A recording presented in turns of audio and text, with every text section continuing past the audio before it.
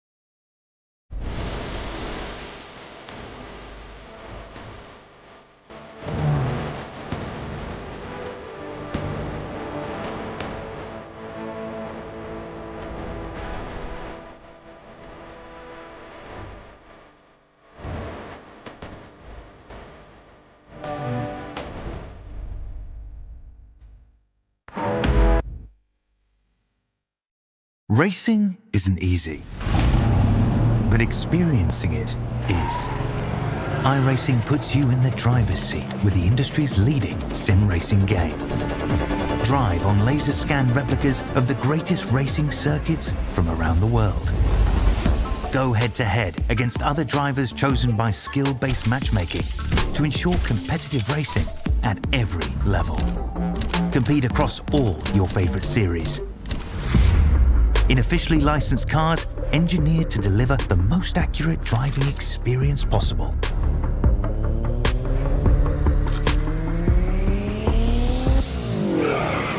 Join a race or host your own with players from across the globe. Race against the computer or in a league with friends. Feel the thrill behind the wheel. Visit iRacing.com.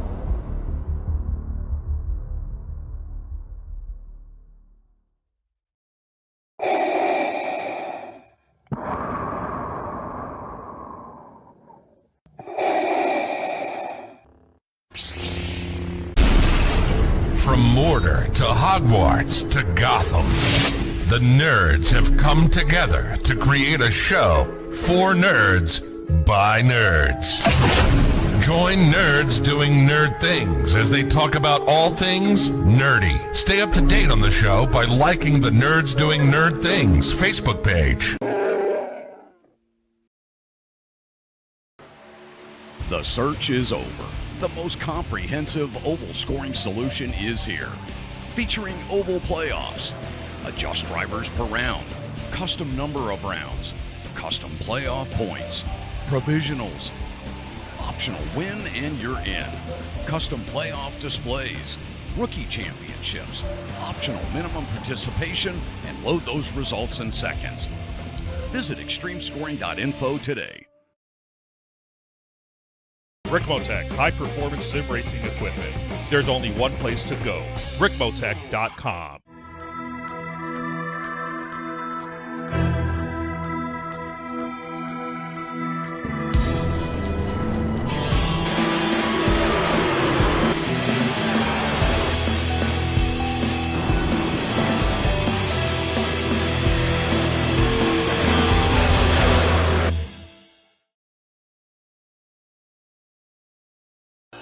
The following is an All-Star 15 TV production.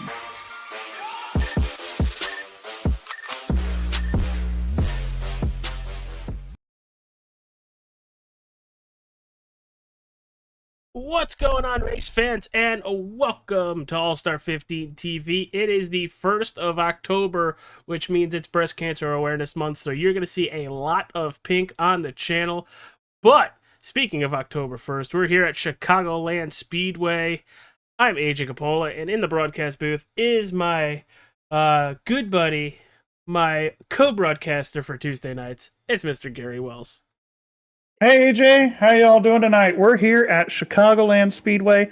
Looking forward to it here tonight. Should be a fun 200 miles, 134 laps here tonight. I'm ready to get this thing started, as we've already got qualifying going on, AJ. Yeah, qualifying is currently on the way. You're going to see that happen behind us. We're going to try to make it so it switches on back and forth between drivers. But Gary, with everything going on, tonight's race is a little bit more strategic tire-wise when it comes to these trucks, unlike Daytona last week. You want to let the viewers and everybody at home kind of in on what these drivers are going to have to do to make sure these tires last the full run. Yeah, I mean, we're going to see the guys really have to work hard on who can lift the least and have the least amount of steering input. That's going to make your tires last, and that's going to be the fastest way around. So we're going to see multiple lanes here tonight, AJ. I think we're going to see guys going from the white line all the way up to the fence. It's a little tricky in turns 3 and 4. I think that's going to be our calamity corner here tonight, AJ, because there's a lot of big bumps there in turns 3 and 4 the higher you go. So I think 1 and 2 is going to be pretty much, we're going to see the full racetrack used. 3 and 4 probably not so much, but looking forward to tonight. Going to be a lot of fun. Tire management is going to be key, and getting through traffic to get up to the front if you didn't have a good qualifying effort. It's really hard to pass here at Chicagoland Speedway, so a lot of things going on that the drivers are thinking about tonight as we get going here. Yeah, and a little bit of backstory on this Chicagoland Speedway. It was open a while ago, 1999, so we're looking at just over 2001. 20. Oh, well, I saw broke ground. I'm sorry. In 1999, open July of 2001. Unfortunately, nothing runs here anymore, and that absolutely stinks because this was one of my favorite mile and a halves coming up through the console games, and now on iRacing. It is so much fun to race. We're looking at a mile and a half. The turns are sitting at 18 degrees. The tri-oval's sitting at about 11 degrees of banking. And the backstretch, which is very unique to Chicagoland, it is a curved backstretch, but it has a 5 degree of banking. So this whole racetrack is not flat whatsoever. But as I say that, when they're qualifying and throughout the run, Gary, they're going to be using that front stretch apron to try to cut some time. How is that going to progress through the race? Are they going to try to stay away from that as tires get worn? What are we going to expect with these trucks and how they're going to get around this Chicagoland Speedway? Yeah, these guys are going to have their handful for the qualifying run here. Because they're flat out right now and they're going to be using that apron. But during the race, I would expect a lot of it to calm down. I'm not going to see them use the apron as much. We might see them use it on the start here and restarts because it is an opportunity to gain some momentum and pass. But the transition from the banking to the flat apron is pretty tough. And keeping the power down through there is tough as well. So everybody's going to have to manage that decently well. And also, it's just one of those things where, tonight, you're probably not going to use it after the tires have worn out, but definitely on new tires, if you need to make a pass, that apron is definitely open for everybody's use. Absolutely. So this is the Chicagoland 200. We're doing 134 laps here tonight with the stage break at lap 45. They have 5 sets of tires in the pits.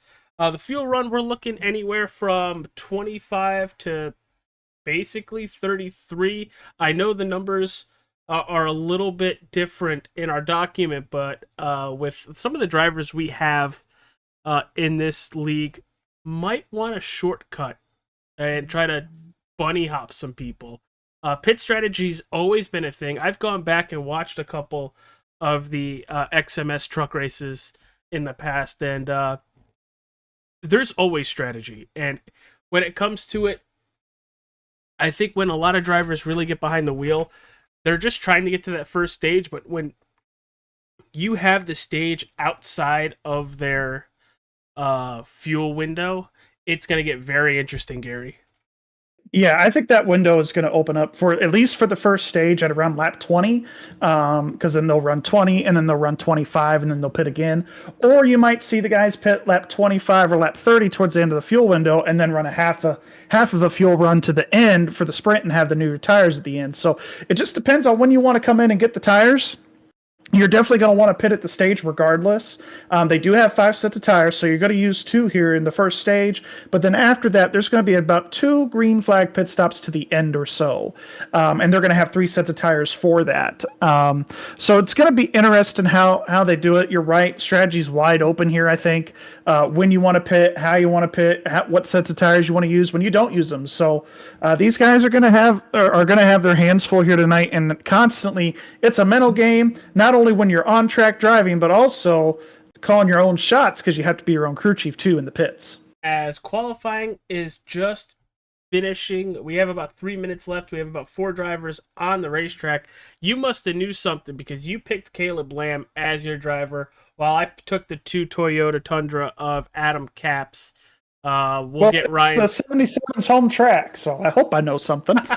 But let's actually get right into some of the points that we have from last week. See if we could pull that up. We'll actually have to go switch to the full race cam. So everybody take care. We're going to jump right over to the full screen. All right. Well, there are your team points. Carroll Racing sitting at 94. Team GTS is sitting at 82. Then Crimson Knights, 79. Apex Racing sitting at 69. Primetime Motorsports at 56. And then Warrior Enterprises rounding out the teams at 49. Man, what a start to the year. I felt that. I very much felt that. So let's bring in the points as they sit after one race. Paul Irvin is currently your points leader at 50 points. He didn't win last week, but because of the duels, because of the stage, he does take the points lead over our race winner and locked into the playoffs. Still has to make 7 out of the 10 races in the regular season. He's here. Dalton Fredericks is here. Okay. He just has he's currently on the speed chart for dead last for qualifying. I don't know if that's a strategy or not. I don't know if he spun there, but he's going to have to start from the back. I mean, there is a hard charger award for gaining the most spots, so maybe that's what he's going for tonight. If we do, he could qualify top 12. You know, you mentioned that. That's the first thing I thought of the minute you said hard charger. I was like, getting that extra point. Third, Brendan Griffiths at 45 with 44 points, in fourth, Joe Darnell. And Matt Cochran rounding out that top 5, and we're going to cycle through everybody so you could see them. But Gary, so far after one race, we're going to a track that actually you're going to need to protect those tires. You're going to need to get through traffic and make passes efficiently to hold on to what position you have and progress up into the field.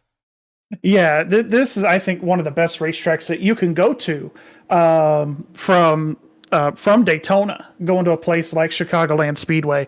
It tests your ability as a driver as far as the tires, strategy, when to lift, when not to lift, give and take, all those things. You see that right here at Chicagoland Speedway. Well, as we are just about to grid, let's talk to our race. Our pole sitter, and it looks like Caleb Lamb got bounced by Justin Opplinger. Yes, I'm going to pull him here. Justin Opplinger, Gary Wells in the booth. You got a copy? Yes. How you Real doing? quick, bud. We're doing good. How are you? Good. Good. Well, you're starting on pole. How'd you do it? Oh, I don't really know. I waited till the end of the session to do it, but I ran the top my first lap. I did a dead lap my first lap and just ran the top, get the most momentum, and pretty much used up all the track that I could and get a fast time, really. All right. Well, any particular strategy you're trying to pull on us tonight? Obviously, you got a lot of speed here, so definitely a top 5 seems to be in the cards for you tonight. Yeah, just stay clean. I know, like, staying out front and being in clean air will be a big factor here. I tested out a little bit, and from what I heard, it's dirty air is your enemy. So being out front, being clean is the best thing to do here, and just stay out of trouble. Yeah, clean air is king. Well, we'll let you go celebrate the pole temporarily here, but get on the grid here. You got a couple more minutes, and we'll see you out there on track. Good luck. Yes, sir. Thank you. Now that I had to reset our overlay to get our qualifying results to show up properly, Justin Opplinger, Caleb Lamb, your front row. Joe Darnell, Matt Cochran in row 2. Row 3, you have Ben Corson and Paul Irvin. Row 4, Michael Thwaites, Adam Capson, rounding out that top 10. And row number 5, Corey Adnan and Dustin Carroll. Gary, take us to 20. All right. In 11th place, we've got Hunter Hastings. That number's 69. In 12th place, we've got Trevor Klein. 13th is Mike Rominger. 14th is going to be Aiden Turner. 15th is Caleb Bacon. 16th is Taylor Bertram. 17th is going to be Logan Kogar. 18th is Sean Garrett. 19th, Joshua Vidal. And rounding out that top 20 is going to be Daniel Krim. Everybody else is going to cycle through on your screen. Let's bring in the third partner we have up in the broadcast booth. The driver of the 32 on Wednesday nights, it's Ryan Fry. Howdy, howdy. It's good to be here. I got stuck in traffic. My GPS sent me to the wrong state. I knew that was coming. Did it send you to Speedway, Indiana? Yeah, it sent me to the other I-state. Was kind of confused. This is going to be a fun race. Who did you two take? I missed... We picked AJ picked Adam Caps. I picked Caleb Lamb. Who are you picking? I know he's gonna hate me for it, but I'm gonna kick the 48. You gonna pick Paul Irvin? I'm gonna pick Swervin' Irvin. You know that's a good pick to pick Swervin' Irvin. I can't hate on it. That's your first pick of the year with Paul Irvin. Sure. Your first pick of the year in general. You got 0 points. Yeah, I know. I'm just kidding. We're not keeping track. Well, AJ might be. I'm not. So I am. I'm keeping track. Looks like Joe Darnell has yet to grid, and we're about to start. As I say that, there he is. Well, this is gonna be fun. We're gonna get the one pace lap. You see everybody on the track waiting for that pace truck to start moving. Gary, I'm excited for this. Looking at the field, it is a bunch of Chevys with 4 Toyotas within the top 15. Your first Ford is Parker Landolt in 22nd. Ooh, that's rough. That is pretty deep. You know what we call that? Tough, right there. 134 laps is the race distance for this evening. With the stage at 45. Just waiting for everything to go. Glad to have you all here.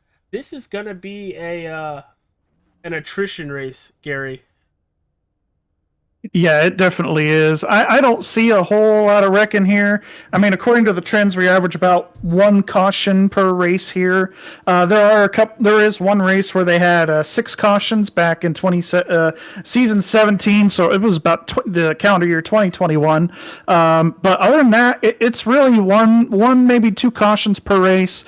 They average about anywhere from 6 to 8 liters and about 15 lead changes per race. So it's really going to be one where clean air is king, and really just being there at the end. And, the guy I think that makes the fewest mistakes is probably going to win this one. Yeah, I think I'm right there with you on that one. We are racing under the lights from Chicagoland Speedway. And outside temperature, we're sitting at 67 degrees. Gotta have your jacket on this evening. But on the racetrack, that track temp is sitting at 68. So we're gonna have some grip that these trucks are gonna have via the tires and how cool the track is. Yeah, we're going to have a lot of grip here. It's going to be a wide groove, though, because these tires are still going to wear out. So tire management's going to be king. Your track position's going to be king. So it's really just going to be a matter of, finding yourself in the right spot and being there at the end. Guys, we got a little bit of action here before we even started rolling. A little bit of not going and slamming into each other a little bit. Logan Cooker is involved. Oh, boy. Well, the 69 truck doesn't get rolling, and everybody on the bottom decided they wanted to go. Oh, well. Looks like everything for the most part is ready to go. Pace truck is diving for cover down pit road. We are green at Chicagoland Speedway for race number 2 of the XMS RICMOTECH Truck Series.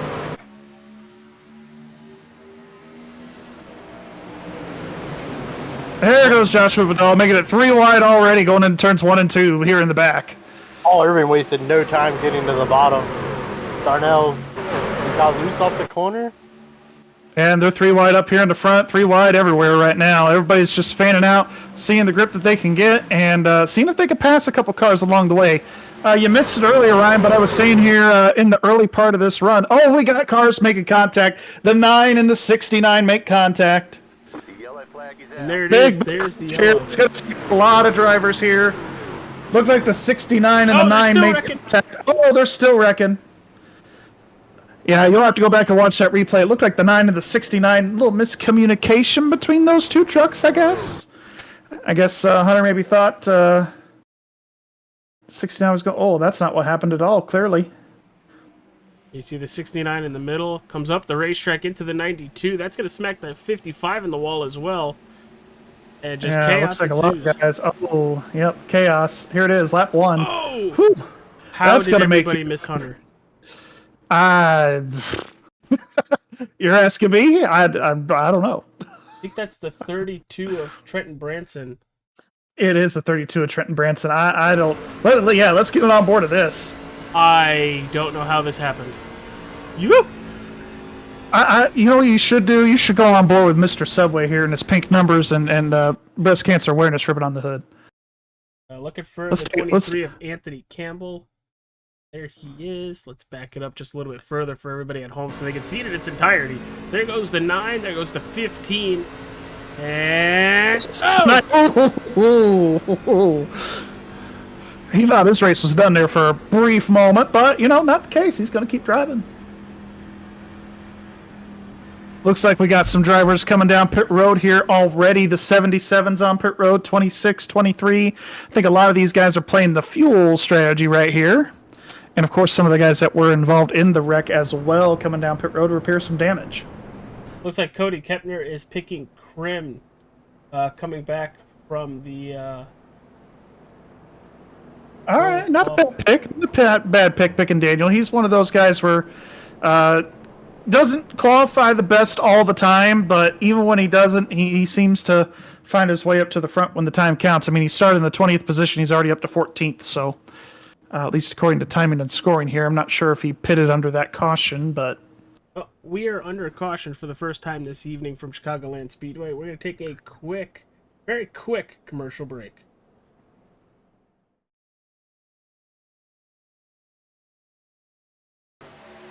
The search is over. The most comprehensive oval scoring solution is here. Featuring oval playoffs, adjust drivers per round, custom number of rounds, custom playoff points, provisionals, optional win and you're in, custom playoff displays, rookie championships, optional minimum participation, and load those results in seconds. Visit extremescoring.info today.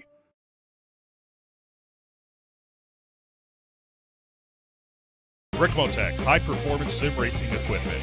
There's only one place to go, RICMOTECH.com.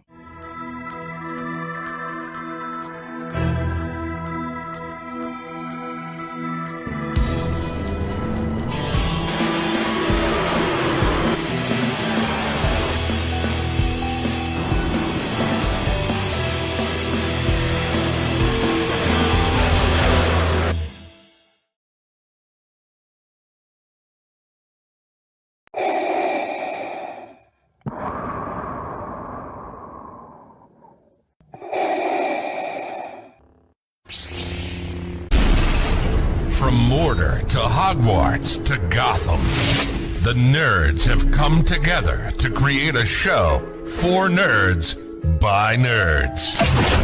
Join nerds doing nerd things as they talk about all things nerdy. Stay up to date on the show by liking the Nerds Doing Nerd Things Facebook page.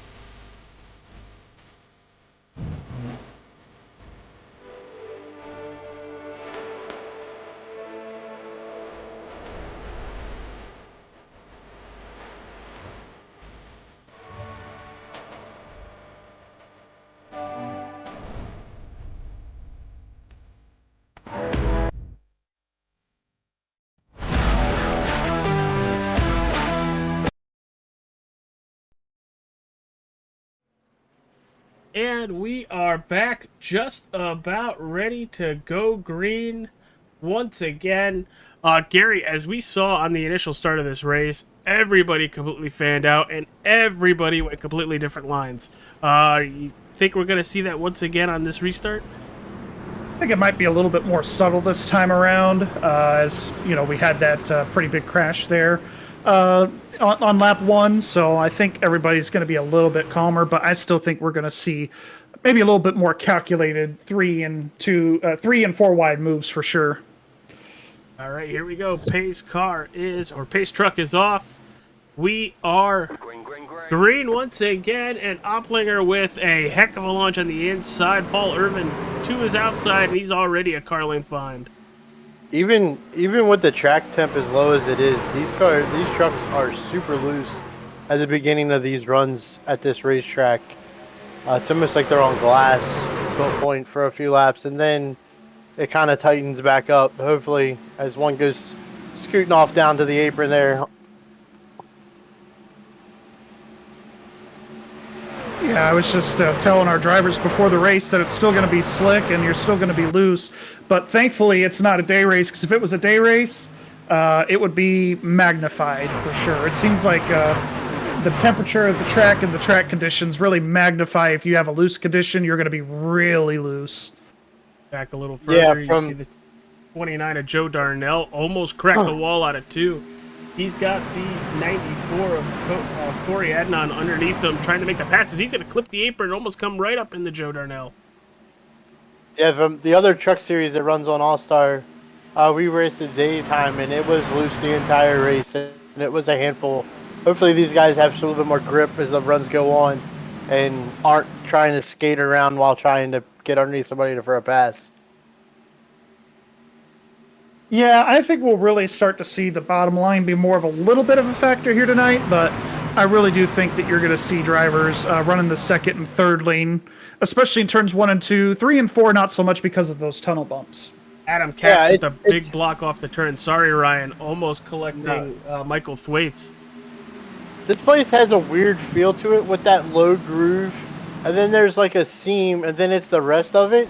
And later on in the run, you're going to want to be above that seam, it almost feels like, on the run, because you feel like if you get down into that lower groove, sometimes it's a little sketchy, and you don't really know until you're down there whether you're going to be tight or if it's going to loose or wash out from underneath of you.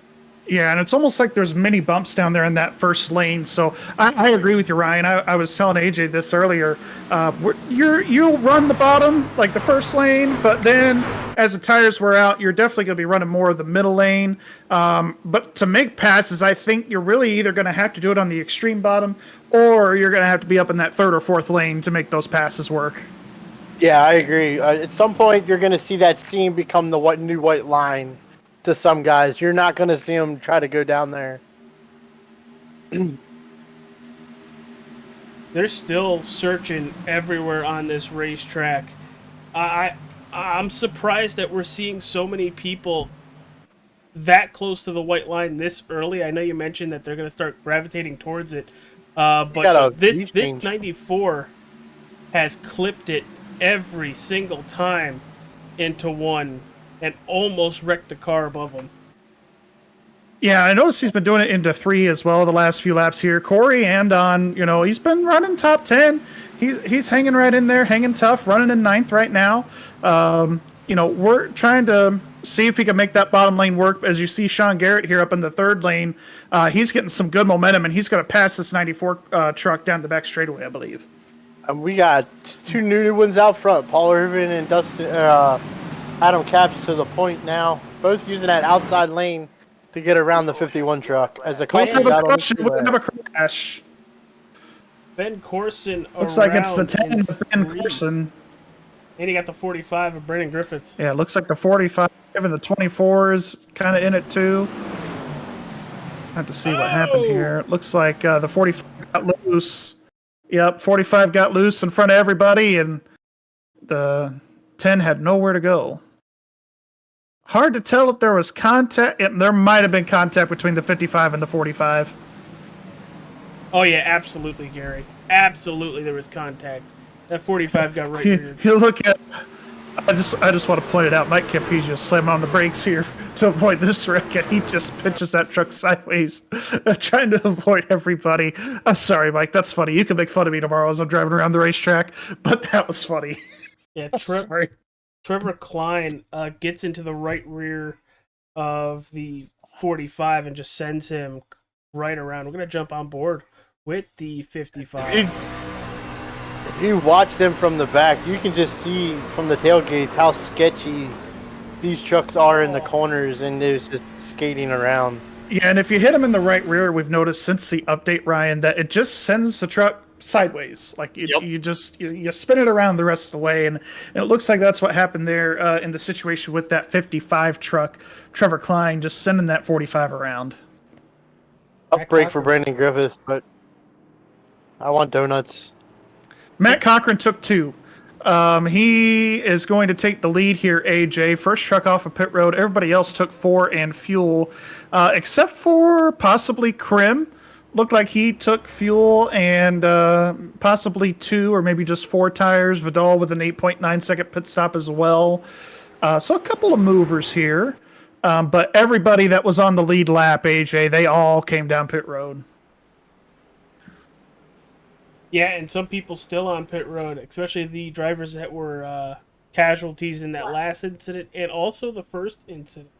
You see the 9 of Mike Rominger still on pit road, which a caution is helping him to repair more of that damage. You see right by the number as he gets moving, it is very beat up. Yeah, all these trucks here, the 9, the 69, 55, 45, the 10.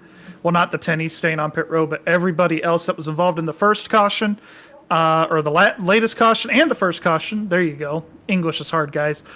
They are coming off of pit road and getting back on the racetrack. We'll have to see if everybody's repaired their damage or not, but looking good for a lot of these drivers. Yeah, the only one I see still with major damage is the 45. That whole left side and part of the rear of the truck is all torn up. You can barely read 45 on the side of it. Yeah, he's going to be beat up, but luckily, AJ, with this new damage model, I mean, everybody's been able to pretty much have a new truck. He might still have a little bit of cosmetic damage once everything's all fixed up, but you pretty much get a brand new truck. It's quite new. He's got a whole new front fender and everything. Yeah, that's right. They had to go fetch it off the racetrack. I don't see pop rivets or nothing.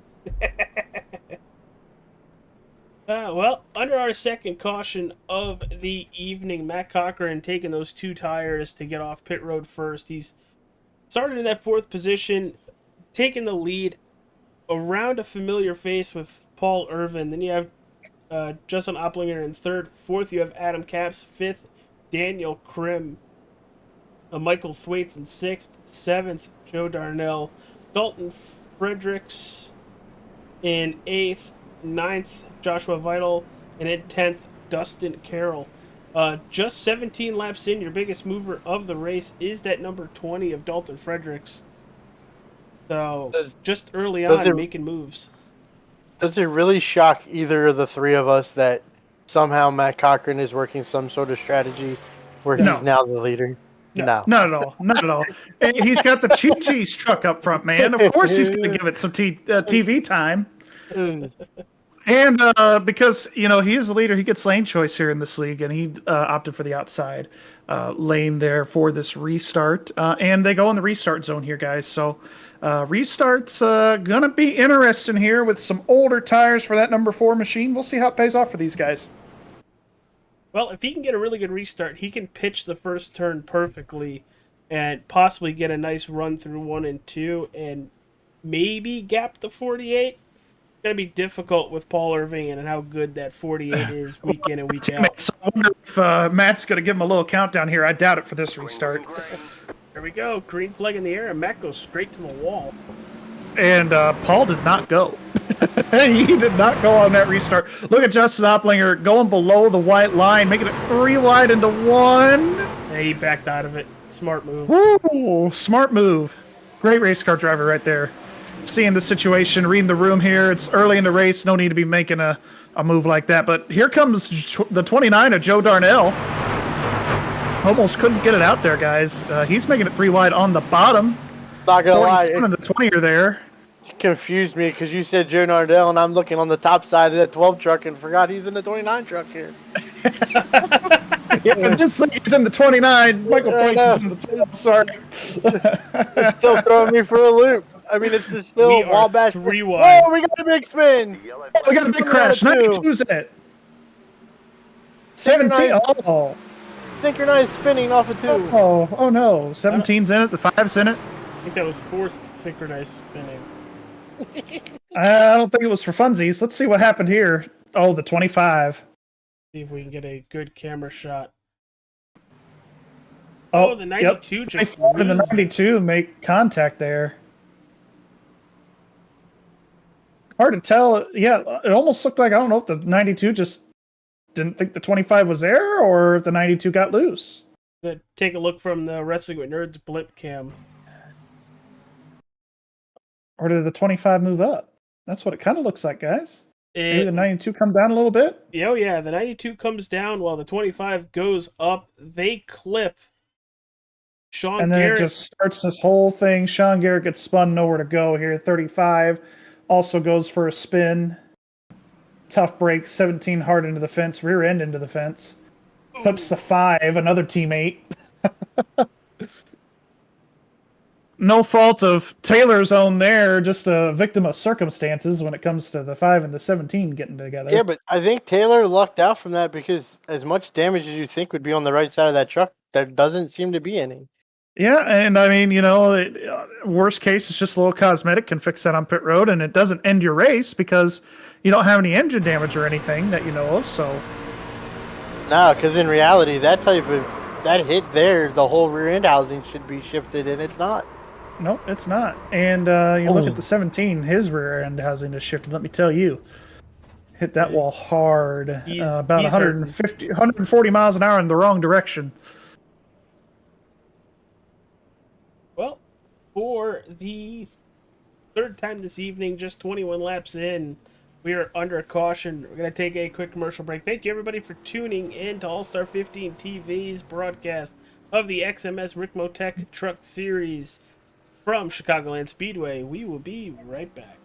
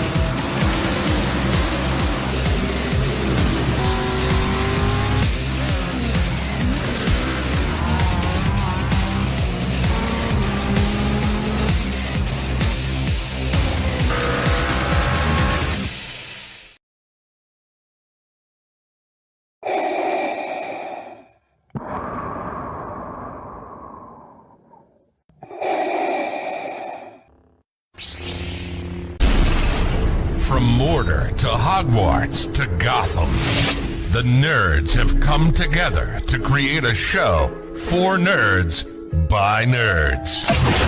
Join nerds doing nerd things as they talk about all things nerdy. Stay up to date on the show by liking the Nerds Doing Nerd Things Facebook page. The search is over. The most comprehensive oval scoring solution is here.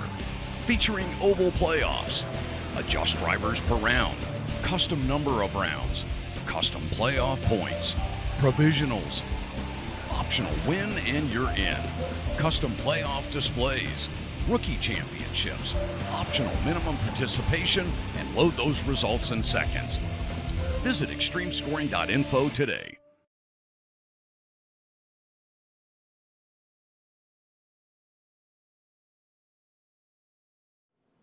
We're back, everybody. Just about a half a lap away from going green once again. Matt Cochran taking the outside on this restart as well. Adam Capps to his inside, and then good friend Paul Irvin outside in fourth. So teammates all around, and then you have the 51 of Justin Opplinger just sitting there in third. Yeah. Actually, sitting there in third. Surrounded by teammates. Yes. Surrounded by teammates there with the 2 and the 48, he's and the 4. Green flag back out here, AJ. Absolutely, there it goes. And once again, that 4 with a really good start. Adam Capps jumping right in line, and so does Paul Irvin. We go single file into turn number 1. Single file into turn 1, but they're not single file back here. 3 wide again, AJ. Back here for about 20th. Really, 20th? I went back to 8th and I see 3 wide. Yeah, 3 wide everywhere. Yeah, it's scary with how much grip and how even these trucks are. Everybody, I think Ryan says we got a truck around. It's a 17 again. No. And he's off the racetrack. Yeah, he's off the racetrack. I think he's just going to go park it. I hope not, but yeah, he's had a rough go of it here tonight. And none of it was his fault. Side by side for the lead here, AJ. The 4 and the 2, the 48's all right there. They are all I think under the 2 is going to lead this lap. Maybe maybe. Yeah, yes. 2 led that lap. Now, Ryan, you mentioned this on the break. They're all over each other. Everything is so even. All the drivers with all their talents are so close together in skill level. I think that's what we're getting with just everybody under a blanket and just stuff. Everyone's in here. I've seen it with these trucks. I mean, you can imagine the hole that these trucks punch in the air. It's everywhere they go. They don't space themselves out because they're in such a big hole from the truck in front of them that they're all on top of each other constantly, and it just turns into who's going to get loose at the wrong time and create, unfortunately, chaos. Yeah. Look at the 48 here, trying to get below that 2 truck there to take the lead. Here comes the 94 of Corey Andon. He wants a say at the party here. 3 wide for second almost. Yeah, just a shout out to Dalton right here in that 20 Ford F-150. He's going from last to second. Yeah, you ain't kidding. Plus 26 spots. That I guess that hard charger's hey, a point's a point. That's right. A point's a point here. Oh, contact between the 94 and the 48. That's going to send the 48 into the grass. And looks like he's going to keep it in said grass and not involve anybody. But I guarantee you the 48's going to have to ask that to be reviewed there. Let's take a look at that. Yeah, the 94 looks like just 94 come down a little bit as the 48 was coming back up. Looks like one of those racing deals. No damage on that 48 outside. Race control's been pretty busy here at the beginning of this race, AJ.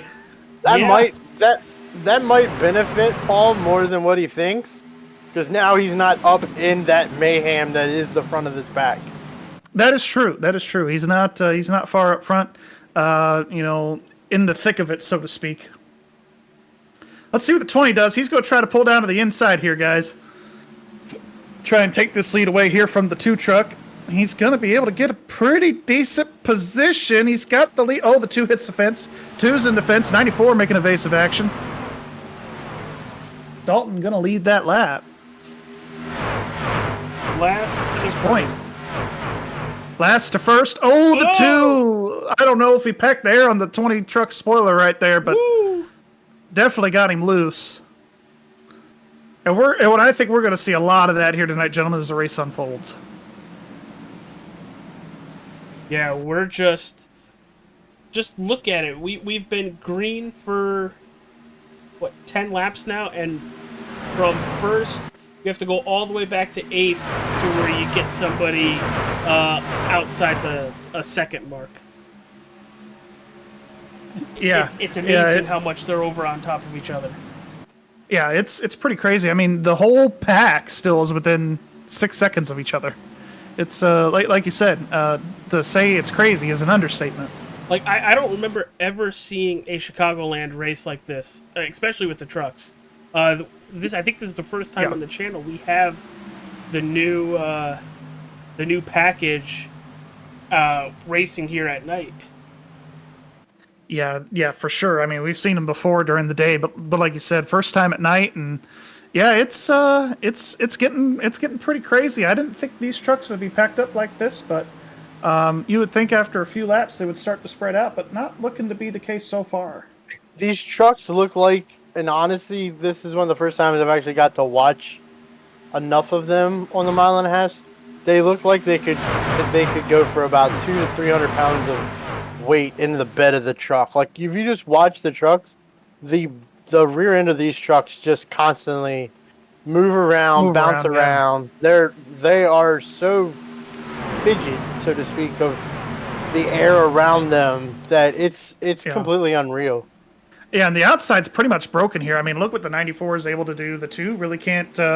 He could compete. He could get next to him, but it's really hard to complete a pass on the bottom of the racetrack as we're seeing.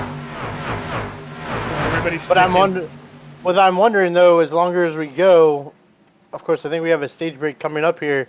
Will the bottom be where you need to be on worn tires rather than the outside to make that pass? Yeah, I've heard that the bottom chews up tires. I've heard the outside chews up tires.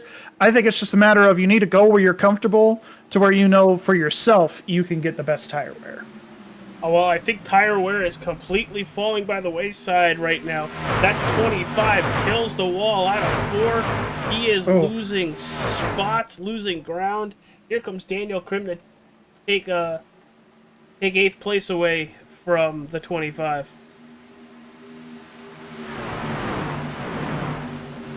And he's going to take that 8th spot away.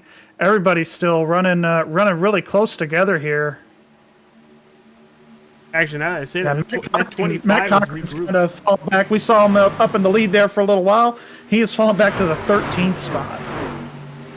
Probably even further back now. He's still getting passed here.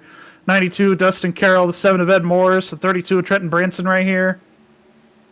These guys are all kind of under a blanket. Battle for that last stage point too, but they got to catch up to Daniel Krim there to get to that 10th spot for that 1 point.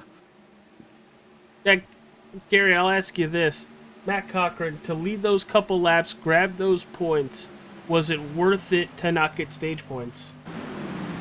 Oh, that's tough. I think Matt was honestly expecting maybe a couple of more cautions to kind of even out the tires, so to speak. But obviously we are having a little bit of a green flag run here, so it definitely, I think the choice has backfired on him a little bit. However, I think you could easily take notes from that late in this race. If we have a green-white checkered, or we have a situation late in the race where we have a short run to the finish, or you could absolutely take 2 and make it work. Well, another part of that too, and I'm not really sure with that caution that he only took 2. Where was he before that caution? Technically, if you think about it, him leading a lap and finishing 13th in the stage, that makes the 13th spot worth 1 point in sense, because he got the point for leading a lap. So he was either going to get a couple extra points, but at least he's going to finish the stage with a point. That's true, because the other guys around him do not have a point to their credit. That's a very good observation there. Well, gentlemen, it looks like here at the front of the field that 94 truck is gonna be one to beat. Yeah, Adnan is by far out in clean air and using that clean air to his advantage. Well, and it's like we've said before here on the broadcast. I've heard it said many, many times over the years. Clean air at these mile and a halves is king. Yeah, I think that's going to be the key. The whoever wins off of pit road on the last pit stop is going to have the best chance of winning, because nobody. Whoa! In the 94 in the wall coming off of 4. That's what it looked like. He was in the fence there, coming to the end of this stage. Here comes the 51 at Just Stoplinger to possibly take the lead. But to echo what you were saying there, it's going to come down to pit stops. It's going to come down to execution, and it's really going to come down to, if we do have a long green flag run to the end here, having that drive off of the corner as these tires wear out. As you can see, it looked like Justin had been doing a pretty good job up to this point managing his tires. And he's going to take that lead back as the 94 and the 51 were side by side. Coming down to the last couple of laps here in the stage. Pit road is closed. 2 laps to go in the stage here. And Opplinger just pulling away, hitting his marks. And a lot of it is, if you can lift and save your tire a little bit, it's really going to pay off for you in the long run. Look at what it's doing here for the 51. These guys, it's a 3-way battle for second here. Michael Thwaites, Corey Andon, and Dalton Fredericks. 3 wide for second here. White flag for the stage here. Yeah, and Opplinger just pulling away almost a second out from Adnan, as Adnan's battling with Fredericks and Thwaites for that second position. But they're all in line. It's all 51. We'll be talking, unless something happens coming out of 4 here, we'll be talking to that 51 during the stage break. Yep, we will be 51 here of Justin Upplinger's going to take that stage victory. Yeah, it looks like Michael Thwaites is going to be Corey Andon second, Dalton Fredericks is third, and Michael Thwaites fourth is what I'm seeing here on scoring. Yeah, Dalton tried to do a slide job in front of the 94 and failed to, and smacked the wall. Get out. Very stage here, gentlemen. The first going to this race. Yeah, they very much straightened it out. They very much straightened it out. And that's what's great about this league. Normally, these guys, if they have a couple cautions like that, they know how to clean it up as they go.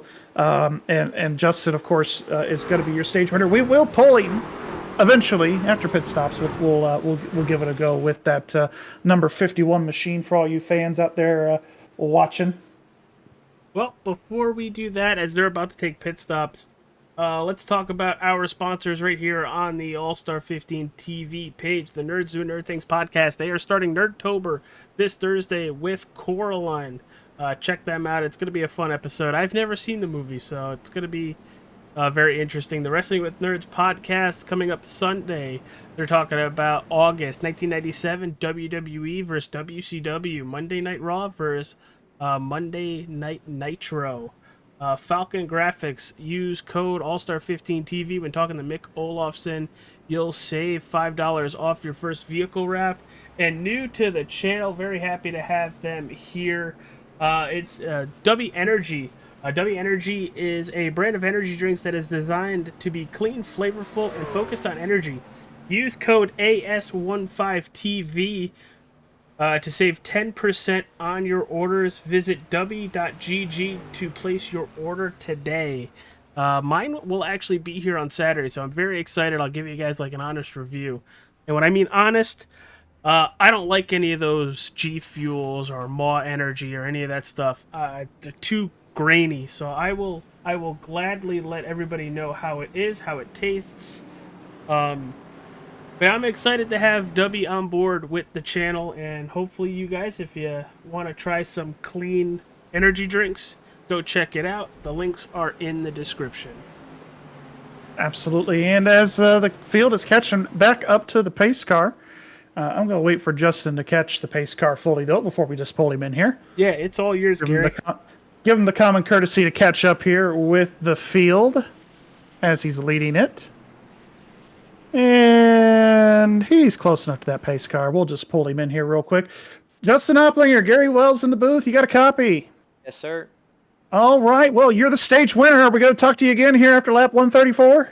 Hopefully. I'm gonna try to. I just gotta manage your stuff, and from what it looks like, everybody's fighting for that high line right now. So we'll figure it out. Yeah, you were one of the guys to really make that bottom lane work. What was the difference for you there from beginning of the stage to the end there? It seemed like you were able to save tire and pass everybody. Yeah, just when you're around in traffic, you kind of want to fight for that high side, because if you get stuck on the bottom, you can drop back and get frame trained a few positions, and you burn up your tires while you're down there if you can't use all the way up to the wall.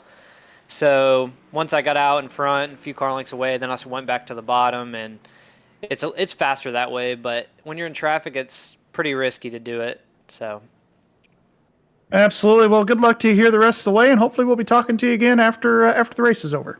Yep. Thank you very much. All right, guys, that's Justin Opplinger, stage winner, the only stage that we run here at Extreme Motorsports. Yeah, come down pit road with the lead, leave pit road with the lead. That is huge, especially with how much track position is key out along with saving your tires, Gary. Yeah. That pit stop, sorry guys, I mean, but that pit stop, go ahead. The biggest winner on that, in my view, is Paul Irvin. He finished that stage in 16th. Pitts comes out in 10th. Yeah, and Trenton Branson comes out in 9th, so another big mover as well, getting up into the top 10. One lap to green here, gentlemen. I forgot to mention this in the pre-race, so I'm going to mention it here for the second stage, because this is where I think the race really begins. Your keys to victory here tonight, managing that right front, really just your right side tires in general. The drivers with the best tire wear, especially on those right side tires, is going to be the one, I think, in victory lane at the end of the night. No mistakes, especially on pit road. You have to execute all night long. Doesn't matter if you're the leader or if you're trying to battle for a spot in the top 15. You have to execute your race to the best of your ability in order to get the best finish that you can get. And lastly, keeping the truck clean. We've already seen a couple of wrecks here tonight. Some guys that have spun and made contact with the wall and other trucks. So keeping that truck clean, with as aero sensitive as this place is, really got to keep that together for the race in order to have a chance. All right, before we go green, Gary, real quick, what do people do for this stage? What are the drivers going to do for this stage? Are they going to be conservative, or are they going to be going until the truck can't take it anymore? I think you're going to see a combination of both. It depends on where you're at, really, as far as track position goes. We'll see some guys lay back, but I also think you'll see some guys going for it. Green flag in the air, and the final stage at Chicagoland Speedway for race number 2, the XMS RICMOTECH Truck Series, is underway. Great restart by the 51. I think the 94 was napping during the break. I mean, yeah, he was having a little too many Chi-Chi's salsa there during the restart. I think he was caught himself eating there. Oh, after a good make eat, me hungry. after a good eat, you need a good nap. That's right. Oh, the 12's underneath of him, looking for the spot, trying to get to the second spot. Yeah, it looks like he is going to get it there. Going through the grass. Oh, but we got trucks everywhere. We got another yellow. Oh, we're mowing. They decided to mow at nighttime. We are practicing some agricultural racing. Any of them sponsored by Brandt? We got trucks off the track. Joe Hutchins is listening. I hope he's paying attention. Anyways, see where it started, and I'm looking at that. Looks like right here with the 4 wide situation, or almost 4 wide. Let's take a look. Trying to get a good view of it. Oh, Griffiths just comes up, clips the 23, and there goes everybody. Oh, yeah, it just causes a big melee from there. Yeah, that's definitely worthy of bringing out a caution.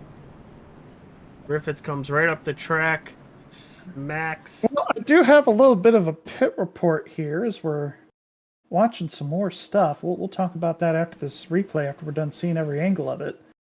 But yeah, it looks like the 45 comes up. The 23 was just holding his line, nowhere to go, and just smacks that wall hard. That is a really hard hit to the wall, and then just comes down, hits the 26. I believe it might collect the 69. Probably not. Oh, but it collects him. 68. I think it is going to collect the 69. Oh, there it is. Wow. A lot of trucks involved there. Cha-ching, cha-ching. Yeah, really. Get your wallet out, Campigio. New co-owner of Warrior Enterprises, but Campigio. Breaking it in here on the airwaves for y'all tonight. We also got some other exciting things coming up for your channel, AJ, that we'll talk about too. Yeah, I'll put it on the spot just later. a little bit later. Let's not blow everything. A little bit later. Yeah. Let's not blow everything now. Nothing right now. No.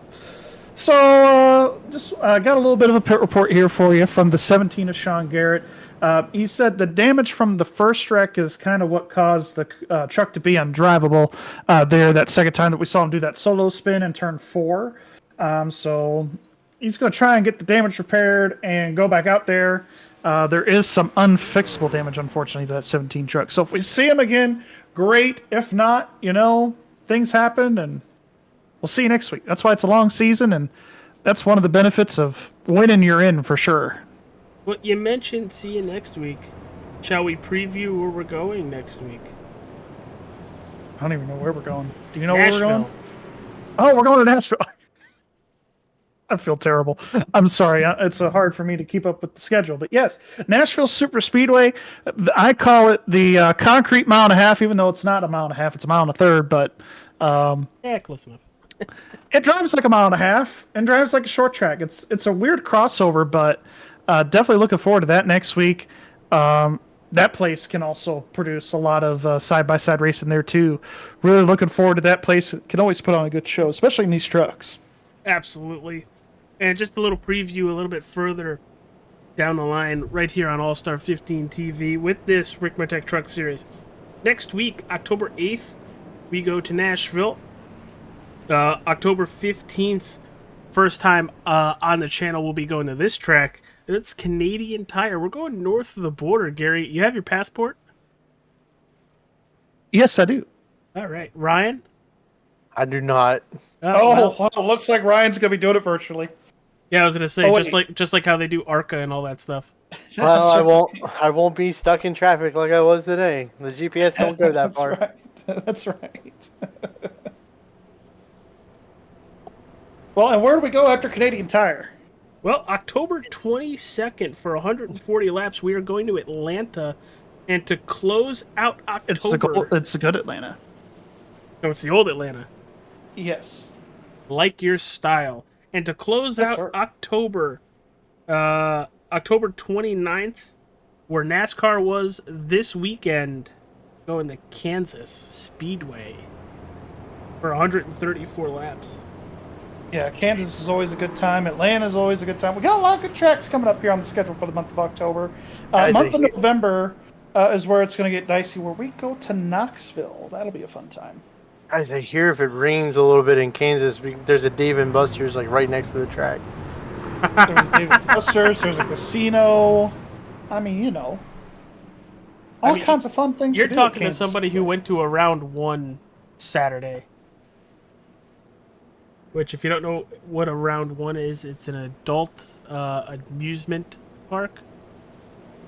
Interesting. So that means you can do... Never mind. Bad Ryan. Bad Ryan.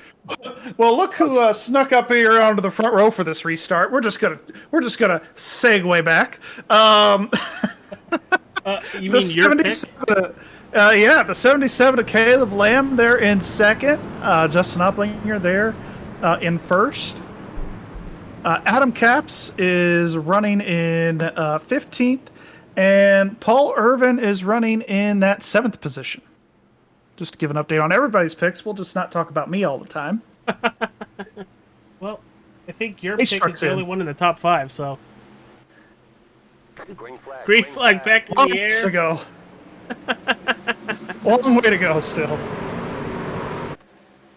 Caleb Lamb, a little bit of a conservative restart there. Didn't really get on it, didn't really spin the tires, just made sure those Goodyear Eagles were under him before he hit the gas. Yeah, well, they've had 9 laps on these tires now, 10 here. So definitely just trying to make sure that his tires are underneath him there for that restart. But yeah, and I think too, I think we've seen it with the second place guy. If you're restarting on the bottom, it's kind of a struggle spot to get going there, we've noticed. At least I have so far. So if you're the leader, you definitely want to pick the outside lane. Yeah, it definitely has an old Atlanta feel to it, where if you don't want to be on the inside on the restart. Yeah, most definitely. Absolutely. Big battle for third here. Adnan and Thwaites entering turn 3 side by side. That 94 just loves that apron. Yeah, we got another battle here with the 25 and the 4 and the 32, all kind of underneath the blanket. The 48 of Paul Irvin, he's looking to the inside of that number 35 machine. And Paul is going to be able to clear that 35 of Caleb Bacon. That was a great turn 1 and 2. Yeah, that was a great turn 1 and 2 for Paul Irvin there. Really well executed. Again, it comes down to execution. We talked about that tonight as one of the keys to the race. Executing everything you do, especially pit road. So 25 diving it down to the apron here as well, trying to make some things happen. Logan Pilger. Side by side with Matt Cochran, the 32 of Trenton Branson right there. This is about outside the top 10, barely, as the 32's cutting down to the inside here, battling that 25 for that 11th spot back. I did not think Koger had the room there to come up in between them. Holy cow. I don't think he did either. I think that's why the 32 pulled the crossover maneuvers, and he's able to keep the spot there in that 11th position there. Big battle here for 9th place between the 4 and the 20 in front of these guys, too. Some little battles throughout, but also some guys just, wanting to take their time and work their way through it. Another big mover, Ed Morris, started 24th up to 14th in that number 7 Primetime Chevrolet. You see him in the number 7. Looks like the number 5 of Taylor Bertram behind him, and Ben 10. Nice. Is up in 23rd. Nice regroup of Taylor Bertram right now. He was in that wreck on the backstretch right before the long run to the end of the stage. Able to fix the damage and get right back in the race. The truck looks good. The truck looks like it's racing good. We're actually going to jump on board with them. Yeah, truck looks okay. I think it's just going to be a matter of if there's any... Cochran right in the wall! Oh, the number 4, Cochran, into the fence. Saw that on the onboard there, Matt Cochran. The Chi-Chi's Menards Toyota. I don't think that's how he wanted to get the Chi-Chi's on television. But here we are. Let's talk about it. Let's see. Was there contact between him and the 20? Oh, yeah, just a little bit. A little bit of netcode between him and the 25. Yeah, looks like a little bit of netcode there. Maybe contact. Kind of hard to tell. I guess it depends on what we're looking at, right? But I know Matt's not going to be too happy with that. No, I would think he wouldn't be. Yeah, meanwhile here, Morris making some progress. Caleb Lamb is your leader now. Passing that number 51 machine of Justin Opplinger. New leader. The Ford truck's headed to pit road. Yeah, I kind of figured he would be. Probably has some damage of some kind. Gonna want to get that looked at. Yep, he's got the meatball flag here, and that is not for victory, folks. That is repair your stuff. Here is the pass for the lead that we did miss catching the watching Matt Cochran. And that is a great pass there by Caleb and Justin. Good clean battle here between these two. Back up towards the front. You can see Caleb Lamb has about a truck length lead over the 51. And Yeah, I think a lot of that is gap management right now. Yes. For sure. Because I bet you that 77, if you wanted to, if you tried, probably could pull away from the 51. But like we talked about, got to manage those tires. This place eats them. Doesn't matter if it's day or night. So. For the wonderful people looking for Anthony Campbell, he unfortunately has, I think, retired from the race in 26th. He was involved in a caution, what do you say, about 15 laps ago? Yeah, he's currently 12 laps down in that 26th position. He's on pit road, hasn't retired yet. Just waiting to get it fixed. But waiting to get it fixed. Looked like I was watching him, and the meatball flag finally cleared. So he's one of those guys where he doesn't like DNFs, absolutely hates them. So he's going to run it till he can't run it anymore for you guys. Very unfortunate. There was nothing he could have done with that one. Yeah, just the bystander. We'll have to go back and watch earlier in the broadcast and see what happened there with the 23. But just an innocent bystander, like you said, AJ. Just unfortunate break for him. The backup front at 51 with a great turn 3 and 4. He closes in on Caleb Lamb. And I think Caleb Lamb running that middle lane is what's keeping the lead for him. Yeah, definitely running that middle lane. You could get some decent drive off there. Really good place to defend the lead or any position, running a little bit higher because you can get that momentum a little more wound up.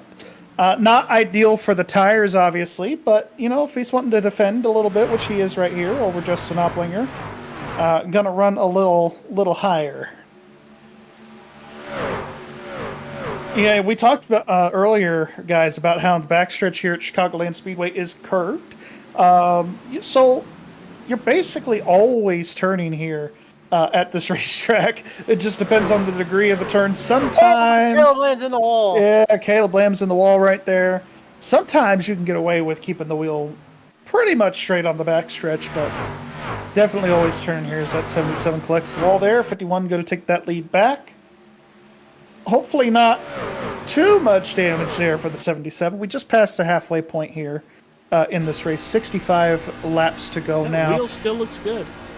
Yeah, wheel still looks good for him, so hopefully not too much cosmetic damage there on that number 77. Now, real quick, let's run through the top 10 we have on the racetrack. We have Justin Oplinger in P1 and P2 in 77. It's Caleb Lamb. The 12 of Michael Thwaites sitting in third. Fourth, the 94 of Corey Adnan in fifth. It's the 48 of Paul Irvin. The 92 of Dustin Carroll sitting in sixth. Daniel Krim in the 47 in seventh. Eighth is the 35 of Caleb Bacon. Ninth, the 20 of Dalton Fredericks. And rounding out that top 10, the 25 of Logan Koger. One thing I've noticed... Oh, sorry, Go ahead. No, go ahead. One thing I've noticed with these trucks, of course we all know, they're wide open 98% of the time around this racetrack. But you can start telling when the wear and the tear on the tires is taking place, because you'll start seeing the flames just a little bit more on entries, just trying to get the trucks to set, to get back on the throttle, to get back down the back or the straightaways. Yeah, I mean, these guys have lost quite a bit of time. I'm showing the fastest lap of the race, just using it for an example, was a 30.18, actually by Sean Garrett early on. The last lap that Justin Oplinger just ran, fastest truck on the racetrack, is a 31.36. So these guys have lost over a second from their fastest lap to the lap that they're running right now. So, and we're going to see that fall off continue. You got a couple of guys that have about anywhere from 2 to 6 lap newer tires compared to the guys that have been out here for 28 laps, but that fuel window not too far away. We're going to see these guys come in and pit here probably within the next anywhere from 2 to 5 laps or so. There's the gap between the 51 and 77. Just over a second now as Caleb Lamb had to get out of the gas or he was going to smack that turn 4 wall, and that's going to open up the door for Michael Thwaites to wheel him in. Yeah, I think the 77, after he hit the fence, probably tightened his truck up a little bit too much. And the tires are really starting to go on that 77, so I think he's going to be very happy when pit stops happen. Back a little bit further, Daniel Krim in the 47, looking to the outside of Dustin Carroll. Can't make the move in 3 and 4, but should have a nice run down the front stretch. Yeah, I've noticed if you really want to make a pass by the time you get back to 3 and 4 again, or even into 1 and 2, you got to run that middle to high lane. Make sure that you can keep your momentum up, and then it just shoots you out of a cannon coming down the straightaway. It just makes it look like you have 50 extra horsepower underneath the hood of the truck. But yeah, Daniel trying everything he can here to get around this 92, and that 92 is putting up a pretty good fight here. I think it's really just the outside. He's using that outside to keep the momentum up so the car underneath him can't make the pass without forcing an issue. Yeah, absolutely. I think we're going to start seeing pit stops here open up this time. I heard the 7 get on the radio. I don't know if it was for an apology or for to let him know that he's pitting, but you don't have to let people know that you're pitting here in Extreme Motorsports, but it helps. But I don't think he's pitting this time. I think maybe the 7 and the 2 made a little bit of contact. And they are just moving right along. Yeah, 32 having a decent run here tonight as well, up 13 spots. And meanwhile, Adam Capps has kind of regressed a little bit. Yeah, just a tad. Started 8th in 12th. And what I'm seeing on the racetrack, and I'm hoping it's showing to the wonderful people watching at home, we are getting pockets of trucks together. And it's like you have Opplinger who's gone. He's up by 2 seconds now. Then Caleb Lamb by himself, and then after that, you have Thwaites right behind him. You have Paul Irvin, then right behind him, you have the 94. Then you go back a little bit further, Dustin Carroll, Daniel Krim, Dalton Fredericks. Then behind them, you have Caleb Lamb in the 25. That's just your top 10. So it looks like these trucks are gravitating to each other. And yeah, these trucks are starting to gravitate to each other. And we got pit stops here, AJ. Sorry to cut you off. 25 is going to start the pit cycle. He came out of 9th position.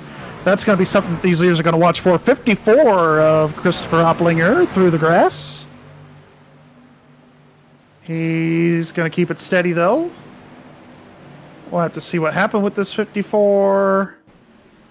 Oh, looks like him and the 86 made contact there, AJ. Coming down the front straight. Try to back that up for you. Paul Irving on pit road, one of the first leaders to pit. Yep, one of the first leaders outside of the 25 machine there. It looks like the 54 had no clue he was there and went to go use the apron. Looked like he cleared himself. Yes. The 15 of Aiden Turner is coming down pit road this lap as well. Pit stops, AJ, are starting here about lap 78, lap 79 here for these guys, on lap 81 currently. Race leader Caleb Lamb, Corey Adnan on pit road. That's going to transition Michael Thwaites to the race lead. Yep, going to put the 12 truck there on the point there, number 12, Menards Dickey Chevrolet for Primetime Motorsports.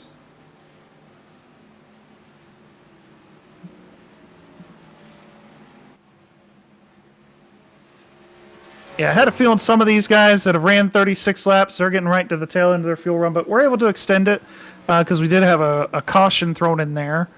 Ed Morris, Adam Capps, they're on the same pit strategy as well, 31 laps into their run.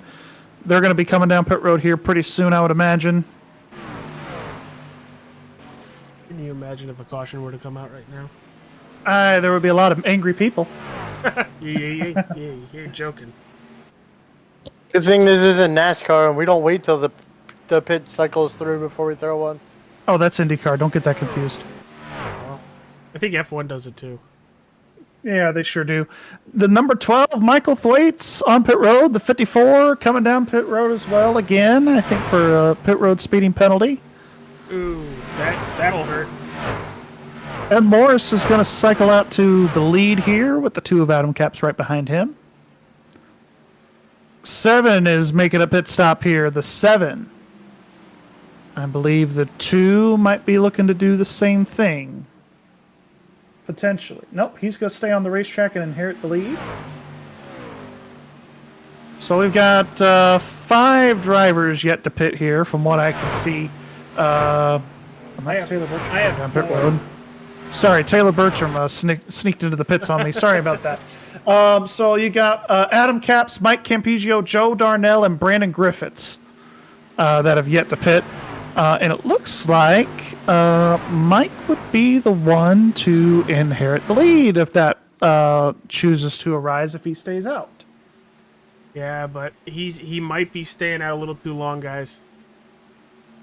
Yeah, probably a little too long at this point. But hey, you know, you gotta do what you gotta do. Let the run go and see if you can catch a lucky yellow and kind of flip your track position a little bit.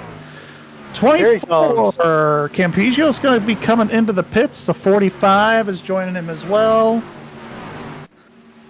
Looks like the 2 is doing the same thing. Yep, looks like all of our guys here, except maybe Darnell. I think Joe Darnell is going to get the lead here, I think. Yes, he is. Unless he came down pit road. I don't see it. There he is. Okay, yep, there he is. He's in 1 and 2 now. He is going to be pitting this time, and this is going to complete the cycle. Joe Darnell won of that lap, led for bonus point. He's going to get it. You never know when those are going to be useful. Yes, maybe to decide a playoff position or 2. Exactly. Coming to the end of the regular season. Here he comes down pit road. Is he going to... Oh, boy. I don't know. I don't think he slowed up in time. Nope, he did not. He sped. He did? He sped here, and he's asking race control to clear the flag so he can pass through his pit stop. And then he'll come back in again and try one more time. I wonder if that's faster to do it that way. It's about the same amount of time, but I do agree that the 40-second hold's a little excessive.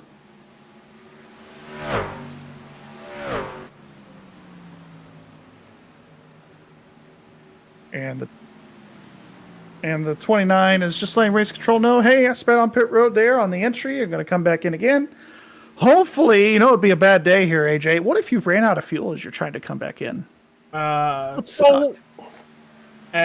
what one of my good friends always told me, SOL. And he's going to come in again, and he's going to hit it this time. 50 miles an hour is the pit road speed, and he hit that cone at about 65. Yeah, he hit it as hard as he could hit a field goal from about 65, 70 yards away. That's right. Maybe the Giants can actually find a kicker. Oh, that's tough. Oh yeah, we call that tough. How's New England doing this year? Oh, absolutely awful. We're on the same page. We're on the same page. Yeah, that's right. That's right. I'm not. Yeah, okay. Yeah, you're a Commanders fan. You're what, 2-1, 3-1? Yeah. I don't know. 3-1, and leading the division. Wow, who would have thought? The Commanders. Oh, you got a real coach in there. Pretty sure anybody could be leading that division.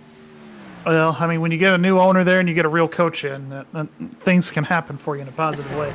We just need Jim Irsay to sell the Colts. I feel like I've heard you say that before. I think if you should get him drunk and play in a poker game with him. Maybe he'll give me the team for free. I'm just kidding. We're not here to talk about football, are we? I mean, we're in our second half blowout material here. Well, lead. I was going to give this to you to spoil what you and Campigio have down the pipe. Yes. No, we do have something coming down the pike here. We have a new podcast coming out.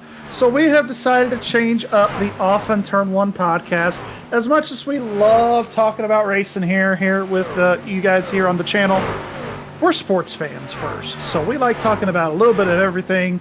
It's going to be a 60-minute podcast called the... Hold on. Hold on, I gotta get the name of it. Isn't that terrible? All-Star Sports Report. So it's going to be a 60-minute podcast. Going to happen here, probably first episode in 2-3 weeks. What a good time to have it, too. You got playoff baseball happening. You've got the playoffs in NASCAR. The NFL regular season's well underway.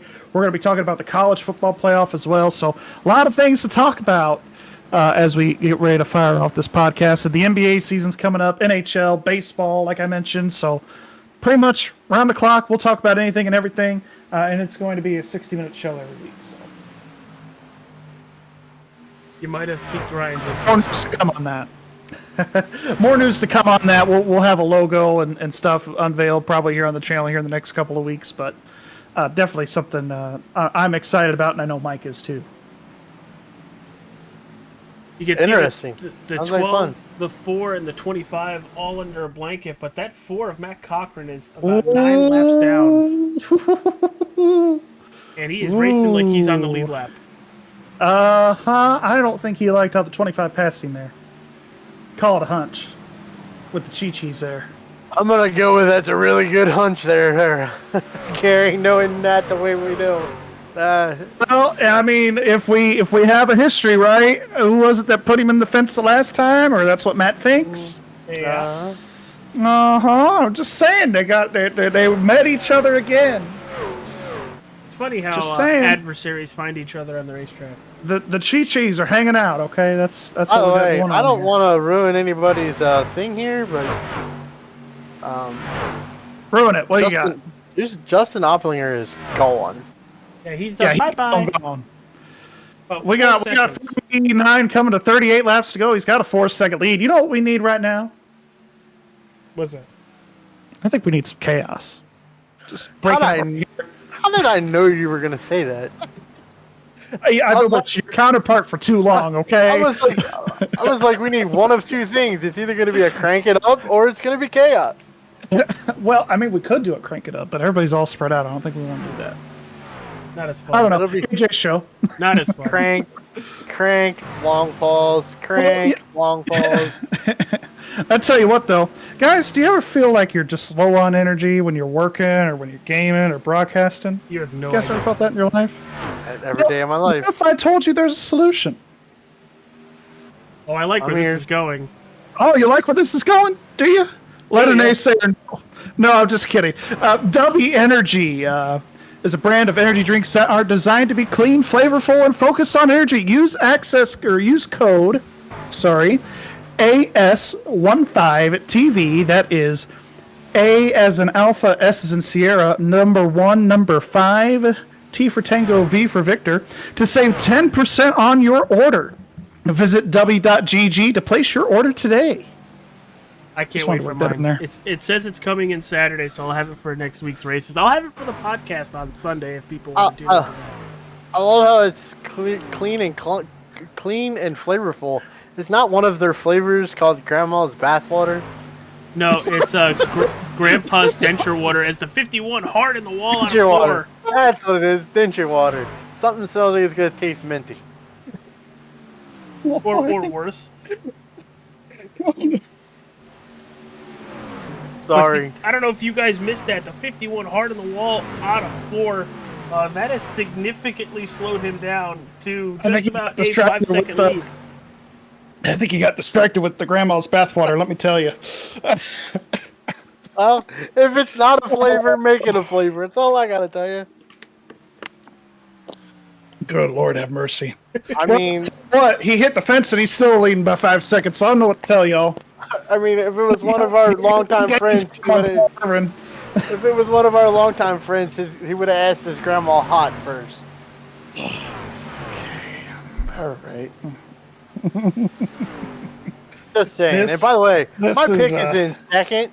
I just wanted to make that clear. My pick is in third. Well, fourth, because Dalton just passed him. Oh, well, let's talk about where is Adam Capps running? Well, he's running in the AJ spot, which is behind the three of our 2 picks. Hey, whoa. He's in 12th right now. Thank you very much. Yeah, he's running good. He's running good. Yeah, sure. And out of everybody in front of him, he has the freshest tires. That is true. He does have those fresher tires. And compared to the leader, he's about a tenth and a half faster. He is. He definitely is a little over a tenth faster every lap. But back up front to your picks. Paul Irvin sitting in second, Ryan, and then Caleb Lamb sitting in fourth. Oh, I felt the anger there of whatever, guys. Yeah. Screw you guys. I'm going home. That's right. Oh man, what's that thing that Michael Myers used to say? Not Michael Myers. I was gonna say Michael Myers was a killer. Michael Myers didn't say nothing, dog. He didn't say nothing. Chris Myers, what he used to say back in the day? We kid because we care. That's We always tell AJ if we stop making fun of you, it means we don't like you no more. I hear that from everybody. That's I think that's true for everybody. So a little bit of because I needed to figure out what the flavor was. It's called Grandpa's Denture Water, but it's dragon fruit mango flavored. How the hell do you get that? I'll never know, but okay. I went to their website and looked at it. No, I meant the flavor. Last thing I'm thinking of is dragon fruit and mango. Dragon fruit. If it's anything like Celsius, I couldn't stand the dragon fruit combination they had. So I think I might stay clear of that one for Debbie. They have a lot of flavors. Like there's a passion fruit. There's a fruit punch. Looks Cherry like the 86 is off the pace. Check it. He's on the apron. He might be coming down the pit road.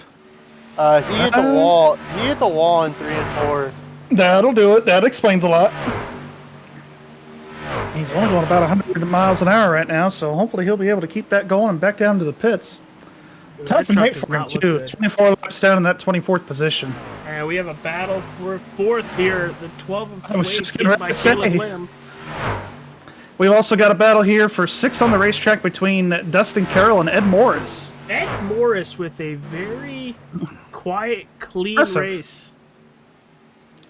Yeah, I mean, him and Dalton starting similar positions there. Of course, Ed did start a little bit better on the grid as far as that goes, but not a bad night for Ed. I think he will take that seventh spot if that's where the race ended right now. But of course, we still got a long way to go. We got one more pit stop here. I also want to give a shout out while we're here. I know we talked about Falcon Grafix and everybody, but RICMOTECH, the sponsor of the RICMOTECH Truck Series here for Extreme Motorsports. For all of your sim racing needs, go to RICMOTECH.com. And Extreme Scoring being our secondary sponsor this season, providing all of our scoring needs. You guys have heard the ad. Go to extremescoring.info if you guys want to figure it out for yourselves. It's a really good admin tool for a league. I don't care if it's road, oval, whatever. Really good software. We use it here at Extreme Motorsports, and I tell you, it is a great thing to have. Still watching this battle between the 7 and the 92 as the 7 comes up the block off 2. And the 92 of Carroll right back underneath. Yep, I think this is going to be an ongoing battle that we're going to see all the way through to the checkered flag here tonight. Pit stops and all. Quick question, guys, coming to this last pit stop. Just put your pit crew hat on, crew chief hat. If you are, I don't know, let's say you're Paul Irvin sitting in second with this short run. Do you put 2 tires on it? It didn't work for Cochran. Yeah, I don't think you put 2 tires on at this stage in the game because you've had 30 laps on this set. I do think, though, sorry, I got people talking in my ear. I do think, though, if you're Paul, you're going to try to undercut what the 51 truck is doing. So you can try to leapfrog them that way. And it looks like some drivers have started. Dalton Fredericks, Michael Thwaites, Caleb Lamb, Logan Kogar, and Daniel Krim, and Aiden Turner all on pit. Well, yeah, Aiden Turner on pit road. Yep, a lot of these guys coming in here to start the pit cycle. I wouldn't be surprised if you see the 48 here even try to make a move to the pit road here sooner rather than later. And it looks like he's doing that now, the 48, Paul Irvin on pit road. The 7, the 35, everybody's on pit road. Here comes the 5, probably. Nope, just kidding. 5's going to stay on the racetrack. And the 5 would probably inherit the lead here if Justin decides to pit this time. And I think with how big of a lead Justin has, he could wait an extra couple hours. I was going to say, I think he could wait an extra lap or two, but the time advantage that you get from old tires versus new tires being about a second to second and a half faster per lap, he's definitely going to want to think about coming into the pits here in the next couple of laps. But he will have an advantage over everybody else having fresher tires. Even though it may be by a lap or two, that does make a little bit of a difference here. Yeah, here he comes. Looks like he is coming down pit road. Yeah, he's definitely reduced his speed quite a bit. Looks like the 5 maybe will inherit the lead. If he stays out. And that is if he stays out. He's trying to find him. He's going to have to go around another lap to get a lap lead. A full time around. Oh, poor guy. Because Oplinger was past the line by the time Taylor took the lead. Well, I am showing that he is going to be the provisional leader. It's him and Campigio and Brandon Griffiths. That'll be your provisional top 3. A lot of these guys are faster than Taylor right now because they just pitted. So I think the 5, he's definitely going to be staying out at least one more time. As some of these guys are cycling through, he's going to lead a lap. That's a bonus point. There it is. And he is pitting in right when he hit the start-finish line. He said, "I'm pitting in." Got what he wanted to accomplish. Accomplished. Did I say that right?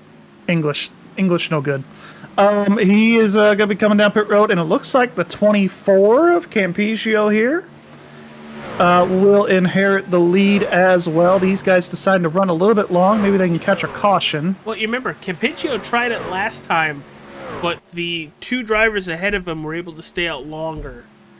Yeah, so he got to work this time. He's going to lead that lap, and I think he might be announcing his entry to pit road here in a little bit. Will not surprise me if he calls it down here, down the backstretch. The 77 of Lamb is pitting in.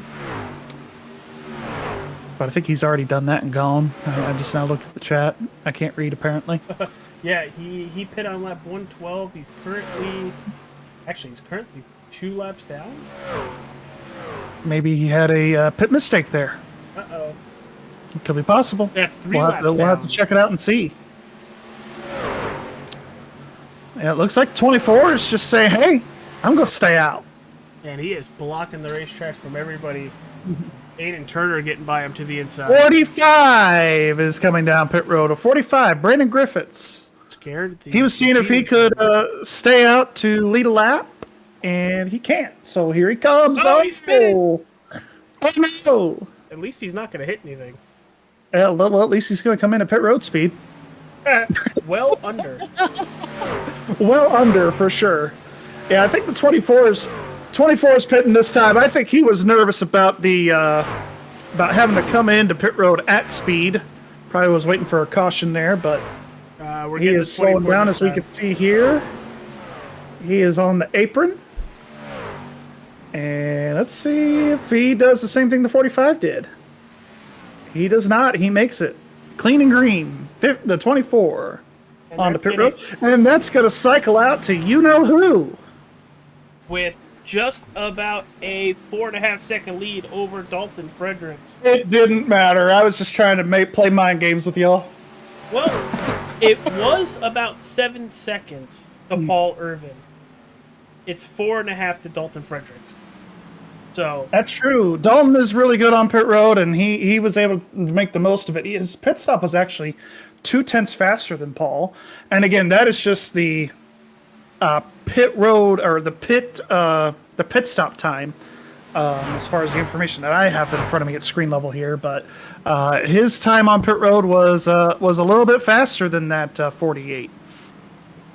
But it's going to be a heck of a battle because I'm seeing that they're really close together on track. So this might actually be a pretty entertaining battle for second spot here.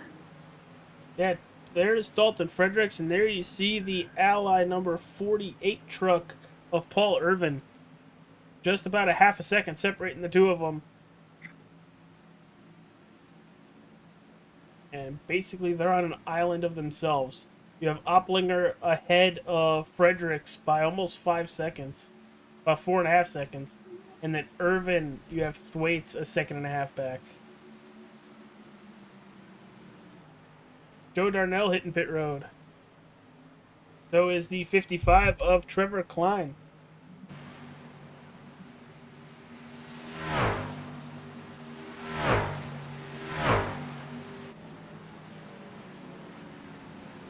Not much left, boys. Not much left.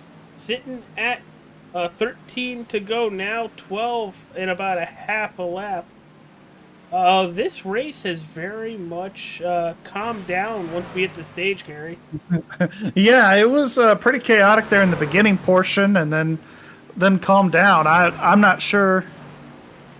I'm not sure exactly what happened there, but it's definitely calmed down. I'm sorry. I'm trying to say that with a straight face. I heard what Paul Irvin said to Dalton Fredericks on the radio. Did you hear the same thing I heard? Oh, I did. Oh, man. He said, "Here, kitty, kitty." That's in reverse. Hey, Dalton, I love your paint scheme, but here, kitty, kitty. And he has caught him. He is on the back bumper, looking on the high side now for Dalton. I think he's not. He's going to do a crossover. Oh, the 77's there. The 77's in the wall. Yeah, 77's not had a good time here late in the going. I won't be picking him tried anymore. To stay out of the way and put himself in the wall to do it. Here comes the 48. He's got the position on the bottom. 20's going to have the runoff, though. They got more lap traffic to deal with, though. They got the 55 coming up. And that's why I said I think this battle is going to be really entertaining because you have a couple of lap trucks that are 10 laps to go here. Don't go anywhere once we hit that checkered. We will be talking to our podium finishers.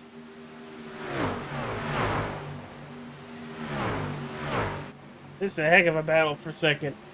Absolutely can't tell a great you who's battle. gonna get it. Yeah, I couldn't tell you who's going to get it either. And they still got two more lap trucks to deal with here, the 55 and the 54. They got the 55 this lap here, and probably, I think they're going to see them both here at the same time. You know who might be liking this right now? Justin Opplinger, because they're teammates? Justin Opplinger and Michael Thwaites. Yeah, might cause Thwaites to close in a little bit here as well. Absolutely. Bring in that fourth place truck. Here comes Dalton Fredericks sending it in the middle. Wow. Ooh, what a move. I think Paul's going to try to do the same thing here. I would love to just... Let's see if we can go back and look at that. Yeah, let's go back and look at that. Hold on a second, though, before you do that. Okay, never mind. All right, well, here we go. I thought Paul was getting ready to do the same thing and play Dalton at his own game there. Look at that, just threading it. Yeah, made it work. Outside, inside, doesn't matter. He said, "I'll go up through the middle. Beep, beep, out of my way." And Paul's right Here back. Here comes the 48. He's right there, all over the back bumper of that 20. You didn't miss a thing. Somebody playing Aerosmith? I wish I had a soundboard for that one, but I don't. Sorry. I'm just happy you understood the joke. I did understand the joke. Yes, absolutely. Opplinger's still pulling away. 7 laps to go. They're battling pretty hard. I don't know. You think the 48's going to be able to make the pass here? What do you think, Ryan? You're the one that picked Swerve Irvin here. You think he's going to be able to make this pass for second? At this point, I don't really matter because I'm still at the point between the three of us. But no, I think it's going to be a hard battle between the two. It's going to be fun, but it'll be clean. Yeah, definitely two of the cleaner drivers. Dalton definitely one of the most aggressive, as you saw, where Paul definitely was one to take a more calculated approach, getting around the two lap trucks. Yeah, but you Where say Dalton, Dalton's an where Dalton aggressive just said, I'm driver. going to send it. You say Dalton is an aggressive driver, which he is, but He they're is. calculated aggressive moments. I don't know. I didn't feel that was it wasn't a move that I would have made. We'll just put it that way. I Okay. personally would not have made a move that he made. Neither would I, but I don't have the talent of Dalton. Well, that, you said it. You said it. I didn't. For all I know, Dalton, everything slows down for him. Well, I heard VR helps, and these are two VR racers that you see right here on your screen, the 20 and the 48.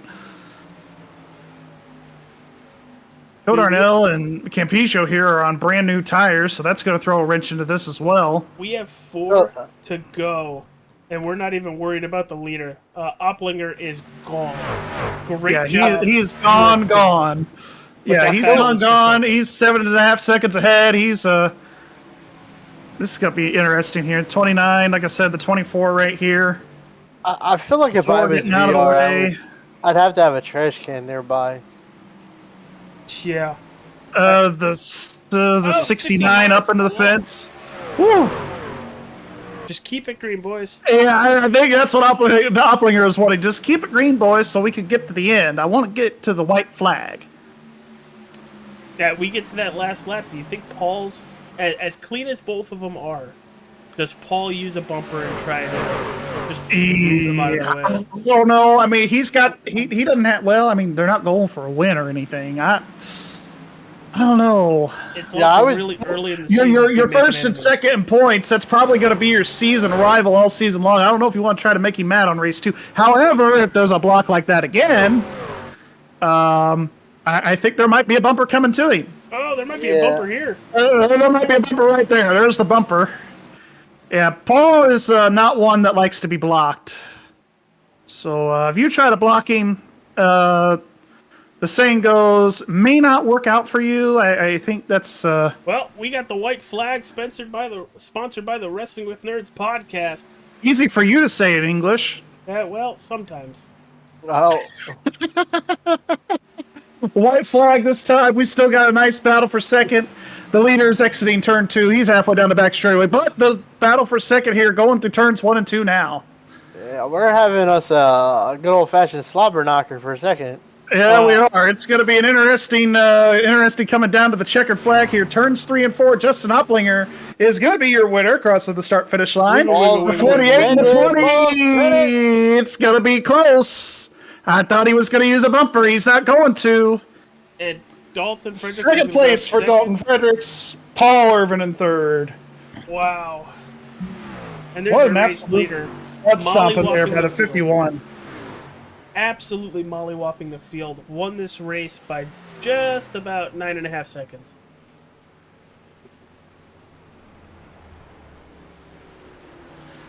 Pure domination.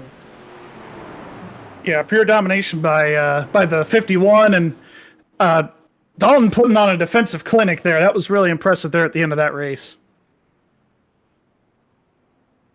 Good win again there with Justin put on a good race there, and 13 trucks finishing on the lead lap. It definitely got scattered there after a little bit there, guys. All right, let's run down the race results. Opplinger coming home with the win. You can see him doing the burnouts in the background. Dalton Fredericks in second. Paul Irvin in third. Michael Thwaites fourth. Ed Morris. Great job, Ed Morris, to finish fifth here tonight. Daniel Krim in sixth. Logan Kogar seventh. Eighth, it's the number 2 of Adam Capps. Dustin Carroll in 9th, and in 10th, it's Corey Adnan. You're going to see everybody else focus through. But Gary, what a amazing final stage. Yeah, it was an amazing final stage. Pretty much clean and green to the end there. Lots of good side-by-side racing. I believe, AJ, we have our top 3 waiting for us here. All right, Ryan, I will give you 3. I will take 2, and Gary can have P1. So take it away, Ryan. Ryan. Yeah, we got Hey, Paul Irvin. hey, Swervin' Irvin, it's Ryan in the booth. You got a copy? Oh, Lord. Yeah, I got you. Yeah, I know. You can't get enough of me. How's your day? You had a nice, eventful day. Kept you busy, kept you occupied. Yeah, little up and down. Was running good there early, led a little bit. And then had a little trouble. I think it was with the 94 there on that last run before the stage, and managed to keep it straight, no damage to the car. Missed out on some stage points, so that sucks. But we battled, good pit cycles, good strategy, and man, I almost had Dalton there for second, but nobody had anything for that 51. Justin ran a hell of a race. Yeah, after your spin there in the pit cycle, you picked up like 6 spots, finishing the stage at 16th and restarting at 10th. I was quite impressed. You and Dalton were the entertainment for the last stage of that race, with the 51 setting sail and making you all wish you were that good. Wow. Nice way of putting it. The way it is. Both of Yo. you both very aggressive, very fun racing. Watching you two, we were wondering, were you gonna throw? Would you push a bumper there? Wouldn't you? Nice aggressive racing between the two of you. Just a note, I kind of think I broke your curse that you have with those commentators in anything that's All Star 15. I picked you and you finished second or third. I mean, so I don't think anybody else has ever picked you and you actually finished. So I think that's a plus. That's wrong. I picked him for Michigan at the last race of the season. Gary doesn't count. I feel like didn't I run pretty good that race too? Yeah, Trying to he kind of remember. dominated and won. Okay, I was trying to remember.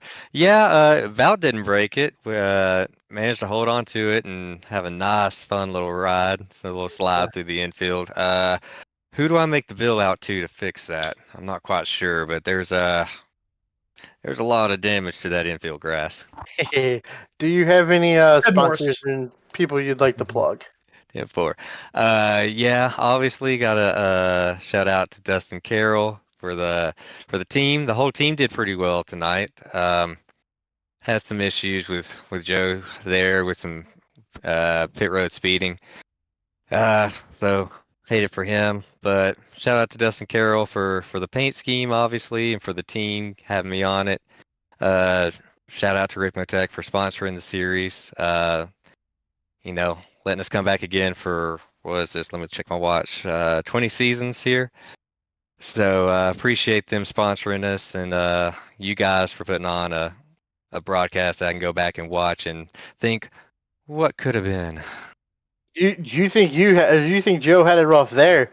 Me thinking when they said the 12 truck looking for Joe and realizing it's not had me confused all night long. You'll learn. Just equate Joe to Kevin Harvick here at the end of these races. You'll be wondering where he. I don't know if that's a good thing. I'm calling Kevin Harvick tonight. He was the one speeding on pit road. Yeah, well, can call him Martin Truex then if you want to. But anyway, all right, man. Expect him to finish up here some of these races. He's gotten a lot better, so I expect you guys to be talking to him here real soon. Sounds good, man. Hope to see you next week. Thank you. Appreciate you guys. Take care. Hey, that was the 48 of Paul Irvin. Let's get with the number 20 Ford F-150 of Dalton Fredericks. Dalton, what a great run to the finish you and Paul had. We just talked to him. Moving all the way from shotgun on the field to finish second. Talk about your race, dude, and the battle you had with Paul Irvin. Yeah, definitely had a really quick All-Star 15 TV Ford F-150 tonight. We were struggling pretty much all race. Something was not right with the setups, and it messed with my steering setup, my steering settings, and so it was off all race. And so I think that was hurting my tire wear. I was scrubbing a little more than what I wanted, but we were able to figure it out and persevered through it. Able to get through the field a couple times, but I mean, that was probably the most fun I had league racing there, running with Paul Urban. Ton of fun. A lot of respect for him. Um, thank you for not taking me out last corner, last lap. I was waiting for the bump. I was like, all right, it's coming. No? All right. A lot of fun. Don't know how I held him off, but we were able to. That top side was pretty strong, but shout out to Justin Oblinger. Great run for him, and congrats to him on the win. Yeah, dude, we go to Nashville next week. Nashville Super Speedway. A mile and a third from a mile and a half. What are you thinking as you finish well at Daytona? You finish well at Chicagoland. What are we going to expect from that 20 truck when we head to Nashville Super Speedway? Hopefully get up to the front again, but Nashville's not one of my strong suits, so you might see me struggle a little bit there, but just hoping to stay clean and have a decent finish. Try to keep the points up, and that's all I can ask for. All right, dude, before we let you go, enjoy the podium finish. Any sponsors outside of my wonderful self that you'd like to plug? You again, All-Star 15 TV. Thank you very much. I have to do it. Anyways, Nerds Doing Nerd Things podcast, BMS, HPC, Custom Computers, Team GTS, excuse me, Phantom Power Racing, Joe Hutchings, Jake Zito, Daniel Krim. Thank you all that help us do these races. Thank you guys for the broadcast. It's awesome watching these races after we get done performing a pretty good show, and hopefully tonight was pretty good. Yeah, it was. Put it this way, we couldn't cut for a commercial break in that final stage because there was so much action. But thank you for talking with us. Congratulations on the second place, and we'll see you in Nashville next week. Thank you. Have a good night. Dalton Fredericks, everybody. And for our P1 interview, I will send it over to Gary. All right, down here in Victory Lane, the 51 just put on a total clinic here tonight. Wins the pole, wins the stage, wins the race. Led every single lap, it felt like. Won by 9.5 seconds. Justin, I don't even know what to say, bro. Talk about your race. Oh wow, I don't really know what to say either, but it was definitely perfect in my eyes, what I put together and planned, and we came out with the win, so that's always good. Yeah, talk about how the conditions were tonight. Seemed like you were on a Sunday drive while everybody else was kind of fighting the wheel there. Talk about your truck and talk about how it was tonight. Yeah, the clean air definitely helped, like I said at the beginning of the race, and I felt bad, like when you're in dirty air, a lot of people were struggling with the way their truck handled, but I was just saving tires when I was behind people, and I could tell that they weren't saving as well, and over time, laps on laps on laps, you keep doing that, you just tend to plow more often in the corner, and you just burn up your tires here way too much because you're going in the corner really, really fast here, so it'll really hurt you over a few laps, and pretty much I just waited till some people were falling off and I could get around them and picking off one by one, get back to the lead, and then just keep my pace from there on out. Yeah, absolutely. Well, we go to a mile and a third concrete track next week, Nashville Super Speedway. You ran pretty good there last time we were there, but that was in an Xfinity car. How do you feel about the truck this time? Yeah, I haven't ran any laps in the truck yet there, but not one of my favorite tracks. I don't really like going to a really, really slow corner speed like that. And it's concrete. It's very loose from what I've heard, so we'll have to see. I like to drive a loose race car though, so we'll just try our best there, and we'll try and get some team points. Our team did all right tonight, but we got involved in a few wrecks, so that hurt us. But we'll group together and we'll try and get a good result at Nashville. All right, absolutely. Well, any final shout outs or thoughts or thank yous you want to give to anybody out there? Yeah, I'd, first off, thank the Lord above, Mom and Dad for the sim, RICMOTECH for sponsoring the series and our whole XMS Racing deal. All-Star 15 TV for the broadcast, all you guys in the booth. for covering the race. And yeah, I think that's about it. All right. Well, we'll let you go here. Go celebrate that win, and we will see you next week at Nashville. All right. Thank you very much. You too. All right. That is Justin Opplinger, the winner here tonight.